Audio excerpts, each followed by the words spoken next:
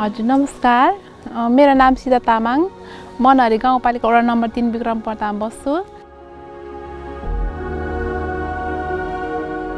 मेरो श्रीमानले नि पहिला चाहिँ अब नजाई समूहमा नबसै त्यस्तो नै भन्नुहुन्थ्यो के अब बाहिरी त्यस्तो साथीहरुसँग घुलमिल नहु अब घरभित्रै कामहरु गर त्यसरी भन्नुहुन्थ्यो हैन म अब अलिकति पढे बुझेको भए पनि म बाहिर काम किन गर्न सकिन भन्ने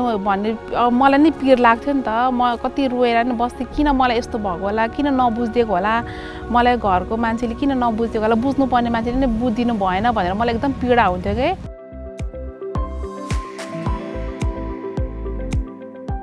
सबै अब साथीहरुले भन्दै जानु भयो यो समूह बस्नु राम्रो हो हामी महिलाको लागि पनि राम्रो रहेछ झन् त्यस्तो हिंसामा परेको महिलाहरुलाई सपोर्ट गर्ने सहयोग गर्ने खालको समूह रहेछ समूह बसेपछि सबै दिदी बहिनीहरुले पनि मलाई अब सम्झाउनु भयो बुझाउनु भयो तब यस्तो मान्छे यसरी घर भित्र मात्रै सीमित रहनु हुँदैन दिदी तपाई आउनु हामीलाई पनि सहयोग हुन्छ भनेर उहाँहरु जानु भयो र अहिले म अब यो मकमनी महिला समूहमा सचिव छु अनि भएर उहाँले चाहिँ एउटा बाटो देखाइदिनु भयो के यसरी समूह बस्छौ भनेर उहाँले एउटा बाटो देखाइदिनु भयो अनि त्यसमै हामी चाहिँ अब लागि परेर बस्नु पर्छ हामी पनि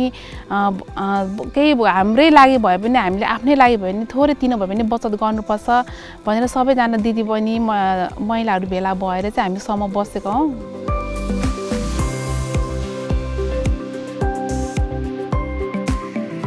पीडित महिलाहरुलाई त उहाँहरुले कुरा ल्याउनु भएपछि हामीले मलाई यस्तो हिंसा पर्यो है भनेर उहाँहरुले चाहिँ सुनाउनु हुन्छ हैन त्यो कुरालाई चाहिँ हामीले त्यो अब समूह भित्रै छलफल गर्छौं किन के कारण त बुझ्नु पर्यो नि त पहिला कारण नबुझे त किन के कारणले यसरी भयो भनेर सकेसम्म अब समूह भित्रै छलफल गर्छौं समूह भित्र छलफल गर्दा भएन नि छलफल कोही गर्न सकेन भने निचोड निकाल्न सकेन भने तपाईहरु ओडामा जानुस् भनेर हामीले चाहिँ सरसल्लाह दिने गरेको छौं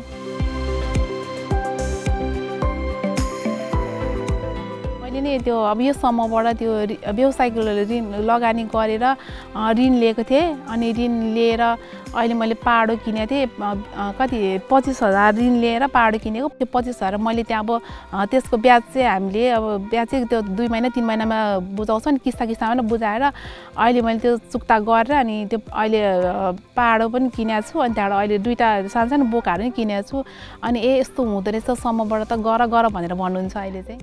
अब पहिला घरबाट बाहिर निस्किन नदिने मान्छे अहिले आफै गर भन्नुहुन्छ के